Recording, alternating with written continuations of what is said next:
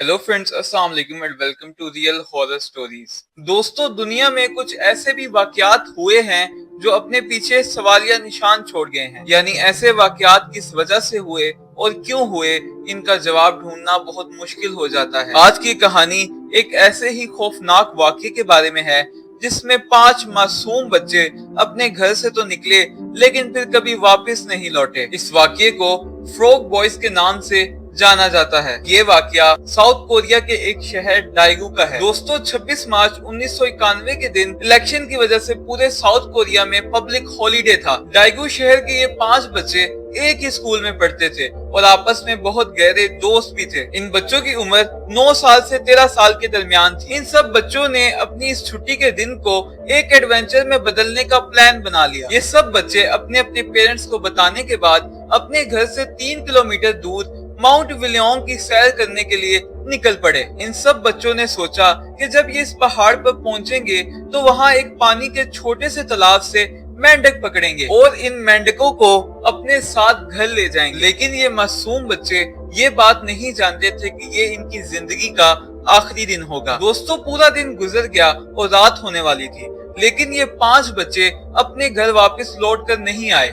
दूसरी तरफ इन सब बच्चों के वालिदैन परेशान हो रहे थे कि आखिर ये बच्चे अभी तक घर क्यों नहीं लौटे। इन बच्चों के वालिदैन ने आपस में राब्ता किया तो पता चला कि इन 5 बच्चों में से एक भी बच्चा अभी तक घर नहीं लौटा। दोस्तों, इन बच्चों के वालिदैन ने पुलिस में अपने गुमशुदा बच्चों की रिपोर्ट दर्ज करा दी, जिस पर पुलिस फौरन हरकत में आ गई और इन गुमशुदा बच्चों की तलाश शुरू कर दी। दिन पर दिन गुजरने के बाद भी इन बच्चों का कुछ अता पता नहीं चल सका। इन 5 बच्चों का घर से ऐसे अचानक गायब हो जाना कोई मामूली बात नहीं थी, इसीलिए ये वाकया मीडिया पे भी पब्लिश होना शुरू हो गया। दोस्तों, ये खबर सिर्फ मीडिया तक महदूद नहीं रही बल्कि उस वक्त के साउथ कोरिया के सदर तक भी पहुंच गई। उसके बाद इसके ऑर्डर पे 3 लाख अफराद की एक बहुत बड़ी फौज तैयार की गई। इस फौज ने माउंट विलियम समेत इस शहर के बस स्टॉप्स, स्कूल्स, कॉलेजेस, गर्ज ये कि इस शहर का कोना कोना छान मारा, लेकिन इन बच्चों का कुछ पता नहीं चल सका। इसी दौरान पुलिस को एक कॉल भी मौसूल हुई जिसमें एक शख्स ने बताया कि ये 5 बच्चे मेरे कब्जे में हैं। इस शख्स का कहना था कि अगर मुझे भारी रकम अदा ना की गई तो मैं इन सब बच्चों को जान से मार दूंगा। पुलिस ने जब इस नंबर को ट्रेस किया तो पता चला कि किसी ने पुलिस से मजाक किया था। दोस्तों, आप ये बात जानकर हैरान रह जाएंगे कि माउंट विलियम को 500 दफा बहुत एहतियात से बार बार चेक किया गया, लेकिन पुलिस को इन बच्चों के गायब होने का कोई सुराग नहीं मिल सका। साउथ कोरिया के सदर ने इन गुमशुदा बच्चों की तलाश देने वाले को 42 मिलियन वॉन जितनी बड़ी रकम देने का ऐलान भी किया हुआ था। इस केस के बारे में साउथ कोरिया में हर इंसान बात कर रहा था, लेकिन कोई फायदा नहीं हुआ। ये बच्चे कहाँ गुम हो गए कोई नहीं जानता था। दोस्तों, वक्त गुजरता गया और इस दर्दनाक वाकये को 11 साल हो चुके थे और 26 सितंबर 2002 को पुलिस को एक चौंका देने वाली खबर मिली। इन गुमशुदा बच्चों के ढांचे इनके घर से 2 किलोमीटर दूर जमीन में दफन मिले। ये खबर पुलिस को 2 लड़कों ने दी थी।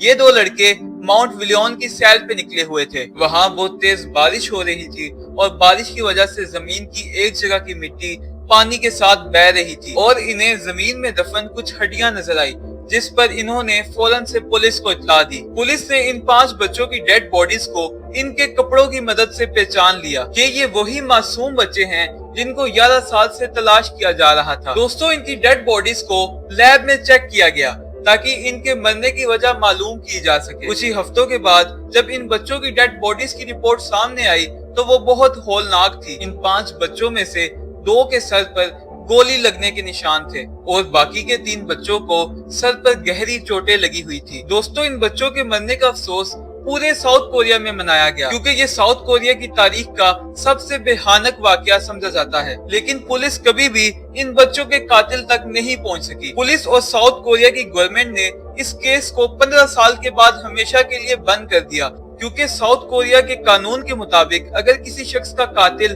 15 साल तक ना मिल सके तो इस केस को हमेशा के लिए बंद कर दिया जाता है।